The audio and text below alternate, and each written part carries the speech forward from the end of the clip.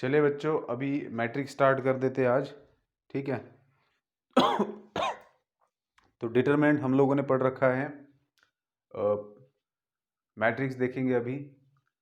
तो मैट्रिक्स में सबसे पहला इस वीडियो के अंदर हम लोग देखेंगे कि मैट्रिक्स को डिफाइन कैसे किया हुआ है और उसके टाइप्स। ठीक है। तो 11th की जो हमारी बुक है उसके अंदर का मैट्रिक्स पहले आएगा और फिर उसके बाद में हम 12th वाला जो बुक है तो उसके अंदर का लेंगे। तो 11th और 12th दोनों के अंदर जो डिस्ट्रीब्यूशन हुआ है मैट्रिक्स टॉपिक का, तो वो सब हम इसी मतलब इसी सीरीज़ के अंदर जो प्लेलिस्ट बनेगा इसका, उसी के अंदर सब कुछ आ जाएगा। उसका सेपरेशन नहीं होगा कि 11th और 12th, क्योंकि दोनों भी एक ही चीज़ है। बगैर 11th का जाने आप 12th का पढ़ भी नहीं सकते हो। तो कंप्लीट जो मैट्रिक्स है, जितने भी कॉन्सेप्ट्स आपको 11 12 जेई में लगने वाले हैं, वो सारे के सारे इसी के अंदर आएंगे। तो यहाँ से शुरुआत हो रही है मैट्रिक्स की। तो हर एक चीज़ जानना बहुत ज़्यादा ज़रूरी है।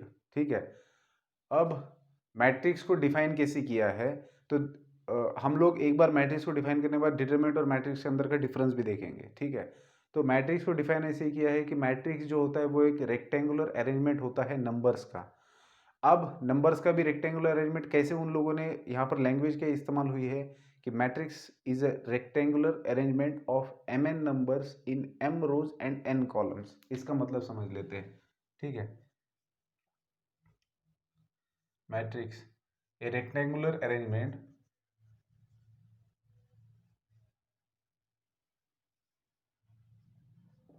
of mn numbers in m rows and n columns।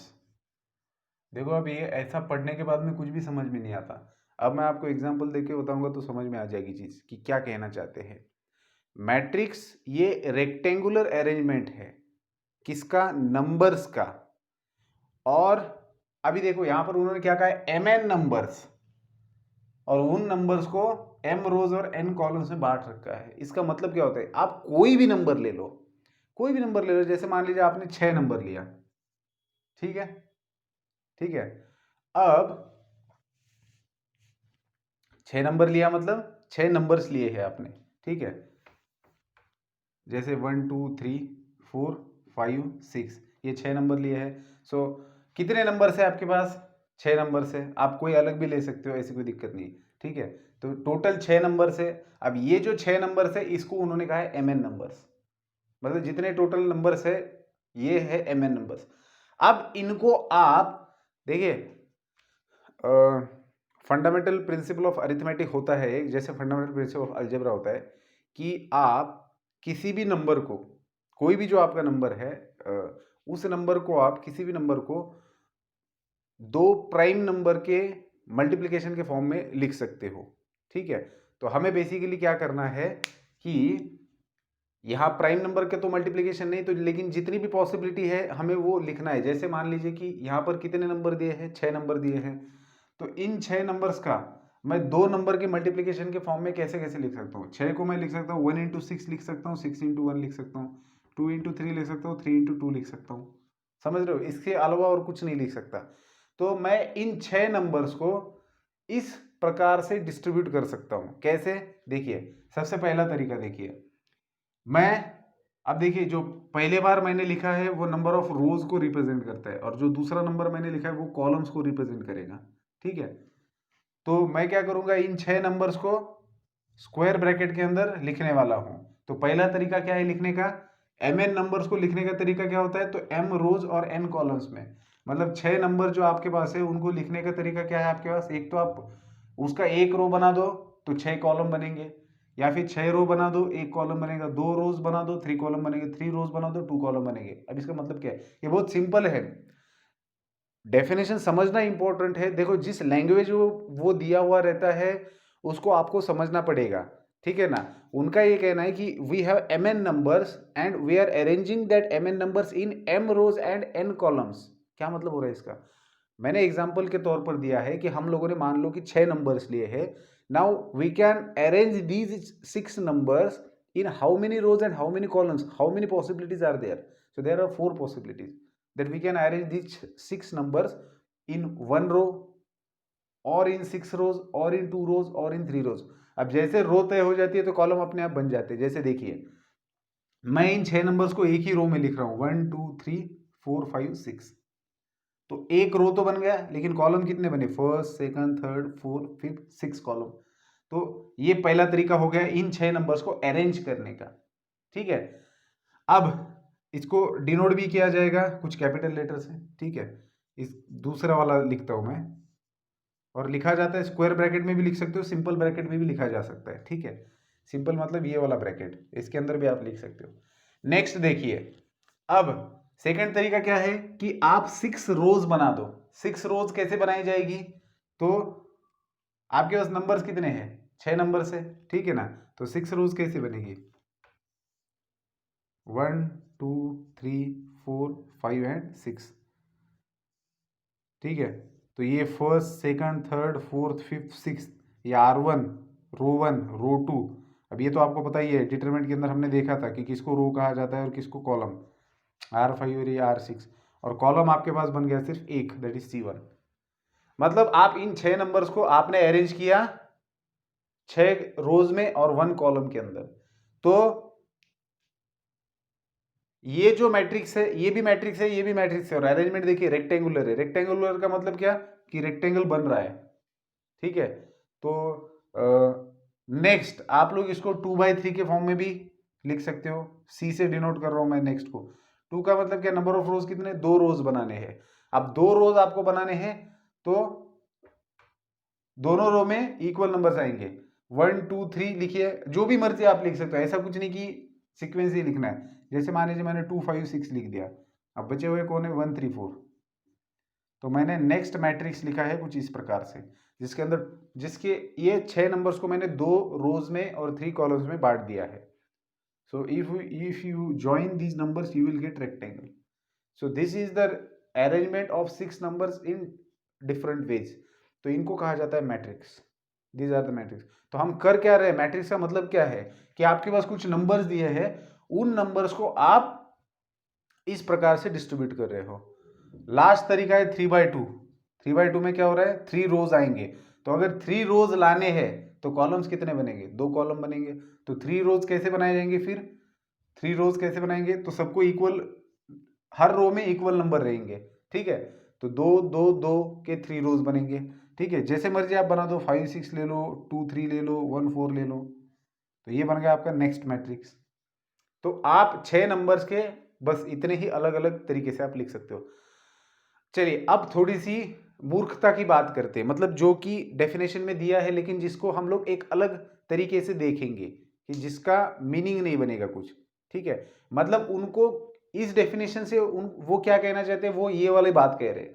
लेकिन अगर हम रेक्टेंगुलर का मतलब ही ना समझ पाए और हम समझेंगे कि सिर्फ arrangement of mn numbers in m rows and n columns, ये बात ही नहीं समझती है हमें। हमें बस इतना समझ रहा है कि आपके पास नंबर्स है और आपको उनको अरेंज करना है। तो आप उन नंबर्स को कैसे अरेंज करेंगे, अगर आपको रेक्टेंगुलर वाली बात नहीं समझ में आ रही है तो आप उनको कैसे अरेंज करेंगे। आप कैसे भी कर सकते हो, 6 नंबर से कोई बंदा पहले लिखेगा 1, फिर लिखेगा 2 3, फिर लिखेगा 4 5 6। अब ये इसको तो मैट्रिक्स नहीं कहेंगे, क्यों, क्योंकि इससे रेक्टेंगल नहीं फॉर्म हो रहा। अगर आप इन नंबर्स को पॉइंट समझ के अगर इनको स्ट्रेट लाइन से ज्वाइन कर ले तो क्या ये रेक्टेंगल बन रहा है, नहीं बन रहा। तो जब भी आप दिए गए नंबर्स को रोज और कॉलम्स में डिवाइड करते हो, देखो आपको पहले सोचना है कि रोज में डिवाइड कर रहे हो कॉलम्स में, किसी में भी बने, अगर आप रोज में डिवाइड करते हो कॉलम अपने आप बनेंगे। ठीक है, और होता क्या है, हर रो और कॉलम के अंदर आपको इक्वल डिस्ट्रीब्यूशन करना होता है नंबर का। जैसे इस, जब मैंने आपको 6 नंबर को इस तरीके से लिखा है तो यहां पर हो क्या रहा है, यहां पर मैंने 3 रो में डिस्ट्रीब्यूट तो कर दिया नंबर्स, लेकिन अनइवन नंबर्स डिस्ट्रीब्यूट कर दिए। मतलब हर रो में एक इक्वल नंबर्स होने चाहिए थे। जैसे पहले रो के अंदर मैंने एक ही नंबर लिखा है, दूसरे रो में 2 लिखे, तीसरे नंबर में 3 लिखे हैं। ऐसे नहीं होता।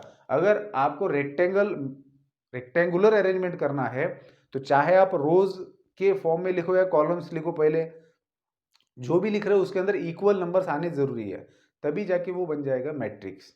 ठीक है, तो मैट्रिक्स का मतलब समझ गए आप, कि आपके पास जितने भी नंबर्स दिए हैं उनका रेक्टेंगुलर अरेंजमेंट करना है। और इसको जनरलाइज्ड वे से बोलने का तरीका ये होता है कि we have mn numbers and we are distributing them m rows and n columns. अब ये जब बोला जा रहा है कि we have mn numbers and we are distributing them in m rows and n columns, तब अपने आप वो रेक्टेंगुलर अरेंजमेंट बन रहा है, इसीलिए इसका महत्व बहुत ज्यादा है। इतने सी इतने से लाइन में इन लोगों ने बहुत बड़ी बात कह दी है, मतलब जिसके अंदर ये सारे एक्सेप्शन सारी चीजें खत्म हो जाती है। जिसको ये समझ में आ गया वो गलत तरीके से अरेंजमेंट करेगा ही नहीं, मतलब उसको समझेगा कि मैट्रिक्स कैसे बनाना है। ठीक है, तो ये एक लाइन क्या कहती है कि आपके पास जितने भी नंबर्स है उनको इस प्रकार से लिखिए, कितना अलग अलग तरीके से लिख सकते हो उतने डिफरेंट अरेंजमेंट बनेंगे। जैसे मैंने 6 को लिखा, मतलब हर जितने नंबर्स है आपके पास उस नंबर के कंपोजिशन बनाइए, उसके फैक्टर्स निकालिए और फैक्टर से आपस में मल्टीप्लाई कीजिए कि जिससे वो नंबर आपको मिलेगा। कोई भी नंबर ले लो, जैसे मान लो आपके पास 10 नंबर दे रखे, 10 ये एक आंकड़ा नहीं बोल रहा हूं, I am not talking about this digit 10, we have 10 numbers, 10 different numbers, so now we have to arrange these 10 numbers in rectangular form.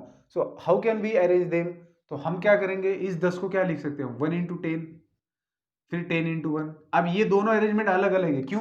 क्योंकि देखिए जब हम लोग ये ऐसा लिखते हैं ना, इसको बोला क्या जाता है 1/10, 10/1 ऐसे बोला जाता है इसको। इसको क्या बोलेंगे, जब आप mn नंबर्स को अरेंज कर रहे हो, now you are writing mn as m/n। तो यहां पर mn नंबर्स बोलने का तात्पर्य सिर्फ इतना है कि वो कहना चाहते हैं कि आप जो भी नंबर ले लो, we can write that number in the form of multiplication of 2 numbers. आप कोई भी नंबर ले लो, उस नंबर को आप 2 नंबर के मल्टीप्लीकेशन के फॉर्म में लिख सकते हो, और वो दो नंबर्स कौन से हैं, mn। समझ रहे हो बात को? इसलिए उन्होंने यहां पर mn नंबर दिया है। वो ऐसे भी बोल सकते थे कि x नंबर्स, mn क्यों बोला है? क्योंकि वो कहना चाहते हैं कि आप कोई भी नंबर ले लो, आपके पास जितने भी नंबर्स है, जैसे मान लीजिए आपके पास 50 नंबर है, तो इस 50 को आप 2 नंबर के मल्टीप्लिकेशन के फॉर्म में लिख सकते हो। तो वो जो 2 नंबर से जिनके मल्टीप्लिकेशन के फॉर्म में आपने उस नंबर को लिखा है, उनमें से फर्स्ट नंबर बन जाएगा रो, वो इंडिकेट करेगा नंबर ऑफ रोज को, और दूसरा नंबर इंडिकेट करेगा नंबर ऑफ कॉलम्स को। ये आपके नंबर थे। जैसे मेरे पास 6 नंबर थे, तो मैंने 6 नंबर्स को बांट दिया 1 इंटू 6 में, मतलब एक रो के अंदर 6 नंबर्स। समझ रहे हो बात को? 6 रोज है मेरे पास यहाँ पर, ठीक है, और हर रो के अंदर एक नंबर आ रहा है। समझ रहे हो बात को? तो ये क्या बताता है आपको, बेसिकली पहला नंबर, पहला डिजिट बताता है number of rose, second digit अपने आप बताता है नंबर ऑफ कॉलम। ठीक है, तो चलिए, तो अब मैं आपको नेक्स्ट चीज बताता हूँ। तो मैट्रिक्स के बारे में क्या समझे आप, कि आपके पास जितने भी नंबर दिए हैं तो उनका रेक्टेंगुलर अरेंजमेंट होना चाहिए। इसका मतलब क्या, रेक्टेंगुलर अरेंजमेंट का मतलब क्या, कि उस अरेंजमेंट में जितने भी रोज है, हर रो के अंदर नंबर सेम होने चाहिए, इवन नंबर्स आने चाहिए। जैसे मान लीजिए यहाँ पर 6 रोज है, तो हर रो के अंदर एक ही नंबर आ रहा है। अगर मैं किसी एक रो में ज्यादा नंबर लिख देता हूँ, फिर वो रेक्टेंगुलर अरेंजमेंट नहीं बना, फिर वो कुछ अलग ही बनेगा। ठीक है, या फिर जितने भी कॉलम्स है, हर कॉलम में सेम नंबर होने चाहिए। सेम नंबर का मतलब समझ रहे हो ना, फर्स्ट कॉलम में कितने नंबर है, 1 2 3, सेकंड कॉलम में कितने, 1 2 3, तो इस प्रकार से। तो ऐसा अगर अरेंजमेंट है आपके पास, तो उसको हम लोग कहेंगे मैट्रिक्स। तो चलिए अब कुछ नोटेशन की बात करते हैं। तो ये जो नंबर्स हम लोग लिखते हैं, तो उनको लिखने के लिए हम लोग इन जनरल ज्यादातर लोग स्क्वायर ब्रैकेट का ही इस्तेमाल करते हैं। कभी कभार इन नंबर्स को आप सिंपल ब्रैकेट के अंदर भी लिख सकते हो, कभी कभार, मतलब ये भी एक नोटेशन है। We can write matrix in simple brackets also. अच्छा, ये जो नंबर्स आप लोग लिख रहे हो, इसको क्या कहा जाता है, इसको कहा जाता है एलिमेंट्स ऑफ मैट्रिक। ठीक है ना, इनको कहा जाता है मैट्रिक्स का एलिमेंट, एलिमेंट ऑफ मैट्रिक्स। ये एलिमेंट्स है मैट्रिक्स के अंदर के। आपके सी नाम का जो मैट्रिक्स है, उसके अंदर कितने एलिमेंट्स है, 6 एलिमेंट्स है। ठीक है, अब बेटा दो चीजें देखो, सबसे पहले हमने देखा कि इसको स्क्वायर ब्रैकेट या सिंपल ब्रैकेट के अंदर लिखो, फिर जो नंबर्स लिख रहे हो मैट्रिक्स के अंदर, they are called as the element of the matrix. तीसरी चीज, आप मैट्रिक्स को डिनोट करेंगे किसी भी कैपिटल लेटर से, किसी भी कैपिटल लेटर से आप मैट्रिक्स को डिनोट कर सकते हो। ठीक है, चौथी चीज, इसका ऑर्डर, जैसे डिटरमिनेंट का ऑर्डर होता था, ठीक है ना, वैसा मैट्रिक्स का ऑर्डर रहेगा। लेकिन मैट्रिक्स का ऑर्डर कैसे लिखा जाता है, ठीक है, तो जब आप मैट्रिक्स लिखते हो, तो मैट्रिक्स के यहाँ पर राइट हैंड साइड में सफिक्स के यहाँ पर लिख सकते हो, या फिर जहां पर नाम दे रहे हो वहां पर लिख सकते हो। तो मैट्रिक्स का ऑर्डर, ये तो लिखने की बात हो गई, लेकिन ऑर्डर कैसे लिखा जाता है, तो पहले गिनो कि उस मैट्रिक्स के अंदर कितने रोज दिए हैं। तो यहाँ पर सिर्फ एक रो है, तो पहले नंबर पर आएगा 1, फिर दिया जाएगा मल्टीप्लीकेशन का साइन, जिसको पढ़ा जाता है बाय। ठीक है, तो और कितने कॉलम्स है 1 2 3 4 5 6, तो ए मैट्रिक्स का ऑर्डर बन गया 1/6। ठीक है, तो जो ए मैट्रिक्स है उसका ऑर्डर क्या है 1/6 है। नाउ बी मैट्रिक्स, इसका ऑर्डर क्या है? अब इसका ऑर्डर अगर आपको लिखना है तो क्या करेंगे आप लोग, नंबर ऑफ रोज गिनेंगे सबसे पहले। तो कितने हैं इसके अंदर रोज, 6 रोज है, 1 2 3 4 5 6, तो कितना हो गया 6 बाय एक ही कॉलम है 1। इसका आपको ऑर्डर लिखना है सी मैट्रिक्स का, कैसे लिखेंगे, नंबर ऑफ रोज कितने हैं 1 2, तो पहले लिख दी नंबर ऑफ रोज, फिर बाय कितने कॉलम्स है 1 2 3 कॉलम्स है, सो 2/3। तो सी मैट्रिक्स का ऑर्डर क्या बन गया 2/3। डी मैट्रिक्स का ऑर्डर, रोज कितने 1 2 3, पहले लिखे नंबर ऑफ रोज क्रॉस मतलब बाय, फिर लिखेंगे number of columns that is 2, तो 3/2 बन गया मैट्रिक्स डी का ऑर्डर। तो ऑर्डर ऑफ मैट्रिक्स कैसे लिखा जाता है इन जनरल, अगर आपके पास mn नंबर है तो m/n, और जो पहला नंबर लिखा जाता है दैट रिप्रेजेंट नंबर ऑफ रोज, और जो दूसरा लिखा जाता है that represent number of columns. समझ रहे हो बात को? ठीक है, तो नेक्स्ट, अब मैट्रिक्स के बारे में नेक्स्ट चीज हम लोग जानेंगे कि ये जो मैट्रिक्स के अंदर एलिमेंट्स लिखे हुए रहते हैं तो उनका पोजीशन को कैसे नाम दिया जाए, ठीक है ना, तो उसको भी देख लेते हैं। मैं क्या करता हूँ, इनको हटा देता हूँ, एक नया मैट्रिक्स लिखता हूँ और फिर उससे हम लोग जानेंगे। ठीक है, तो अब अगर मान लीजिए मेरे पास ए मैट्रिक्स है जिसके अंदर मेरे पास 1 2 3 4 5 6, ये इस प्रकार से मैंने लिखा है। ठीक है, अभी बेटा मैं क्या करता हूँ, इसकी जगह ए बी सी डी लेता हूँ, A B C D E F. ठीक है, ये एलिमेंट्स है मेरे मैट्रिक्स के। ठीक है, तो स्क्वायर ब्रैकेट में लिखा है these are the elements of the matrix. इसका ऑर्डर कितना है बेटा, ऑर्डर क्या होगा इस मैट्रिक्स का 1 2, 2 रोज बाय 3 कॉलम्स, तो मैट्रिक्स का ऑर्डर क्या बन गया 2/3। ये मैट्रिक्स क्या है 2/3 वाला मैट्रिक्स है। पढ़ते कैसे इसको, m/n। ठीक है, अब ये इसके अंदर की रोज है, there are 2 rows and 3 columns. Okay, now अब ये जो फर्स्ट पोजीशन दिख रही है आपको, यहां पर जो नंबर दिख रहा है इसका पोजीशन क्या होता है, इसका पोजीशन क्या होता है, तो देखिए यहां पर हम जी ले लेते हैं, ठीक है ना, ताकि आपको कंफ्यूजन ना हो।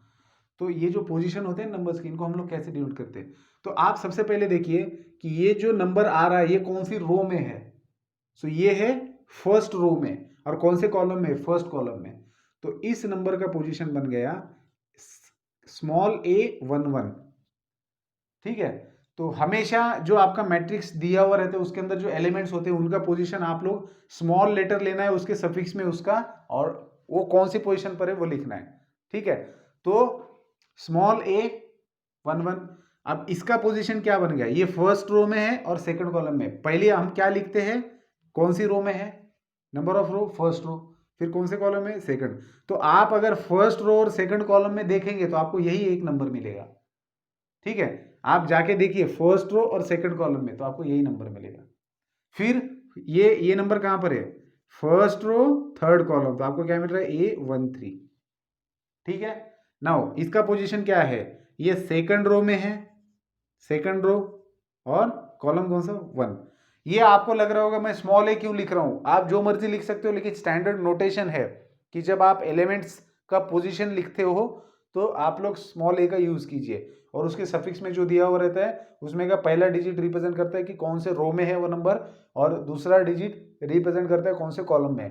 तो बेटा इसका पोजीशन क्या बनेगा, ए सेकंड रो सेकंड कॉलम। ठीक है, और ये क्या बन जाएगा, सेकंड रो थर्ड कॉलम। वैसे मैट्रिक्स के अंदर भी ये चीज हम लोगों ने देखी है। ठीक है, तो ये तो हो गया पोजीशन ऑफ। तो अगर आपको पोजीशन कैसी दिखाई जाती समझ में आ गया है, तो अब हम लोग क्या कर सकते हैं, जनरल मैट्रिक्स लिख सकते हैं m/n ऑर्डर का। ठीक है, तो कैसे लिखेंगे जनरल मैट्रिक्स m/n ऑर्डर का, चलिए दिखा देता हूं मैं आपको। m रोज और n कॉलम्स वाला मैट्रिक्स, उसको हम a से डिनोट कर रहे हैं मान लेते हैं। ठीक है, तो m रोज और n कॉलम्स वाला, तो फर्स्ट रो फर्स्ट कॉलम क्या है position A11 A12 A13 A14, ये फर्स्ट रो के एलिमेंट्स लिख रहे हैं हम लोग, पहले रो का first element, second element, third element, fourth element, समझ रहे हो बात को? ऐसे करते करते जाएंगे तो आपके नंबर ऑफ रोज कितने हैं, कितने रोज वाला आप मैट्रिक्स लिख रहे हो, यहां पर ऑर्डर लिख देता हूं, m बाय n वाला मैट्रिक्स आप लिख रहे हो, मतलब इस मैट्रिक्स के अंदर कितने रोज है, m रोज है, ठीक है, और कॉलम कितने हैं, n कॉलम्स है, ठीक है। तो आप यहां पर आखिरी आपको एलिमेंट लिखना है, ठीक है, यहां पर आखिरी एलिमेंट लिखना है इस रो का, तो ये फर्स्ट रो का आखिरी एलिमेंट है, तो यहां पर नंबर ऑफ रो तो 1 ही आएगा, लेकिन आखिरी एलिमेंट है, आखिरी एलिमेंट फर्स्ट रो का, मतलब कॉलम कौन सा बन रहा है, ये first column, second column, third column, fourth column, मतलब ये nth कॉलम वाला नंबर रहेगा, तो ये इसका पोजीशन क्या बनेगा, 1n, a1n, समझ रहे हो बात को? फिर आप यहाँ के नंबर्स लिखेंगे, second row first column, second row second column, second row third column, second row fourth column, dot dot dot, ठीक है। तो यहाँ का नंबर क्या आएगा, सेकंड रो nth कॉलम, समझ रहे हो बात को? फिर थर्ड रो के एलिमेंट लिखने, a31, a32, a33, a34, dot dot dot, a3n, ये आपका nth कॉलम है बेटा, समझ रहे हो ना? ये रो n, ये रो 1 है, ये रो 2 है, ये रो 3 है, ये r3 है, ठीक है, और ये कॉलम 1 है, c1, ये c2 है, ये c3 है, ये c4 है, कॉलम 4,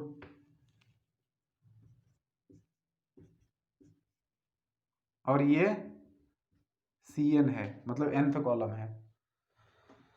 तो ऐसे करते करते आप आगे की रोज लिखेंगे। अब बात करते सिर्फ लास्ट वाली रो की, तो ये कौन सा रो रहेगा, ये mth रो रहेगा, mth, आपका सबसे लास्ट वाला रो कौन सा है, m रोज है ना इसके अंदर, first row, second row, third row, तो सबसे लास्ट वाला है m, सो am1, mth रो है तो पहले आएगा m और फिर फर्स्ट कॉलम दैट इज 1, फिर आएगा am2, फिर आएगा am3, फिर आएगा am4, और ऐसे करते करते amn, क्योंकि mth रो और nth कॉलम का ये आखिरी आपका नंबर है, तो इसका पोजीशन क्या आएगा, amn।